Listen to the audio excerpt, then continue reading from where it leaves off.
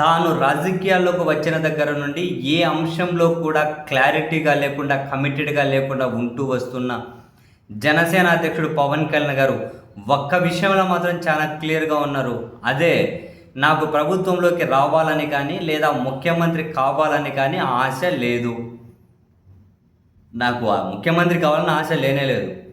ఎవరో పక్క రాష్ట్రంలో ముఖ్యమంత్రి అయ్యారని చెప్పి మీరెందుకు కాకూడదని ఊర్లో పెళ్లి కుక్కల హడావిడిలాగా డైరెక్ట్‌గా ఆయన అభిమానులే విజయ్ అయినప్పుడు మీరు కూడా కావచ్చు, ఆలోచించండి, పార్టీని బలోపేతం చేయండి అని వాళ్ళ ఫ్యాన్ చెప్పుకుంటూ వచ్చారు. డైరెక్ట్‌గా వాళ్ళను ఉద్దేశించి ఊర్లో పెళ్లి కుక్కల హడావిడిలాగా చేయకండి. ఏం ఒంటరిగా పోటీ చేసినప్పుడు మీరు గెలిపించారా? మీరేమన్నా నన్ను ఆదరించారా? 2 చోట్ల నన్ను కూడా ఓడించారు కదా! సో ఆయన ఎన్ని మాట్లాడినా ముఖ్యమంత్రి ఆలోచన నాకు లేదు అని క్లియర్‌గానే చెప్పేశారు. ఈ విషయం చాలాసార్లు చెప్పారు. 15 ఏళ్ల పాటు తెలుగుదేశమే అధికారంలో ఉండాలి అని, వాళ్ళే అధికారాన్ని లీడ్ చేయాలని చెప్పి చాలా క్లియర్‌గా ఉన్నారు.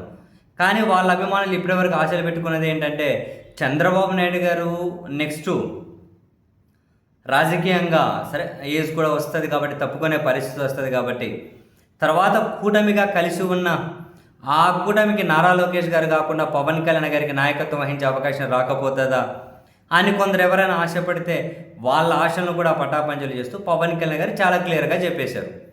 నాకు ముఖ్యమంత్రి కాదు, 15 ఏళ్ళు తెలుగుదేశం అధికారంలో ఉండాలి, దీన్ని ఎట్లా కవర్ చేసుకోవాలి? సో నేను రాష్ట్రం కోసం జగన్ వచ్చిందంటే రాష్ట్రం అల్లకల్లోలం అయిపోతుంది కాబట్టి జగన్ రానికుండా ఉండడం కోసం నేనున్నా, తెలుగుదేశం పార్టీతో వాళ్ళే లీడ్ చేస్తారు. ఆయన క్లియర్గానే ఉన్నారు. ఇప్పుడు తేల్చుకోవాల్సింది జనసేన పార్టీ కార్యకర్తలని కూడా అనలేము. ఎందుకంటే ఏ కార్యకర్త అయినా వాళ్ళ పార్టీ అధికారంలోకి వస్తుందేమో అని పనిచేస్తారు. ఇక్కడ ఆ పార్టీ అధ్యక్షుడికే అవసరం లేదంటున్నారు. అందుకని చెప్పి ఇప్పుడు ఆయన్ను ఏం మాట్లాడినా నమ్ముకొని ఉండేది ఎవరు? ఫ్యాన్స్, సినిమా ఫ్యాన్స్ అనాలి. ఇంకా రాజకీయ ఫ్యాన్స్, సినిమా ఫ్యాన్స్, ఏదో ఒకటి కుల ఫ్యాన్స్ ఏదైనా కావచ్చు. మొత్తం మీద ఆయన ఫ్యాన్స్ మాత్రమే ఆయన ఏం చేసినా జై కొడుతూ ఉన్నారు. ఇప్పుడు ఆ ఫ్యాన్స్ తెలుసుకోవాలి ఏమని, అసలు ఈయనకు అధికారంలో వచ్చే ఉద్దేశమే లేనప్పుడు మరి అటువంటిప్పుడు జనసేనలో ఉండేందుకు? ఈయన పదే పదే బీజేపీ మాట్లాడుతున్నారు కాబట్టి ఒకటి వాళ్ళు బీజేపీలోకి వెళ్ళొచ్చు, లేదా తెలుగుదేశం పార్టీలోకి వెళ్ళొచ్చు.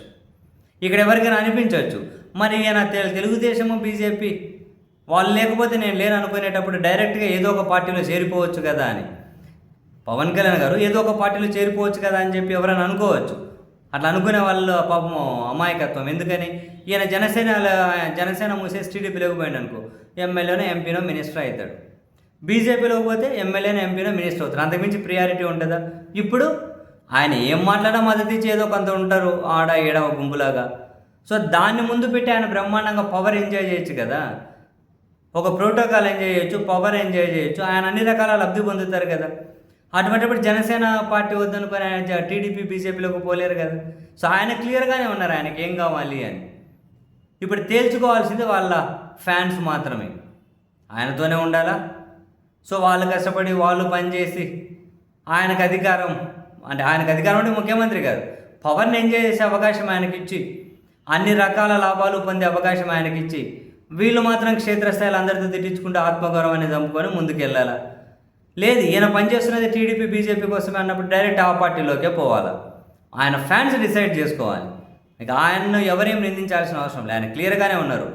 నేను ఒంటరిగా పోటీ చేస్తే ఒక చోట గెలవను, అధికారం రాదు, ముఖ్యమంత్రి ఆశ లేదు, అందుకే టీడీపీకి మద్దతు ఇస్తా నెక్స్ట్ 15 ఏళ్ళు కూడా. వాళ్ళ అధికారంలో ఉంటే అదిగో నా ప్రియారిటీ నాకు వస్తుంది. బ్రహ్మాండంగా అప్ అండ్ డౌన్ విమానాలు తిరగచ్చు, ప్రోటోకాలు, భద్రత, సెక్యూరిటీ, హడావిడి, ఏదో సాటిస్ఫాక్షన్ అయితే ఉంటుంది కదా. ఆయన క్లియర్గానే ఉన్నారు. మరి అభిమానులు ఫ్యాన్స్ తేల్చుకోవాలి ఇంకా ఏం చేయాలనేది వాళ్ళ ఇష్టం.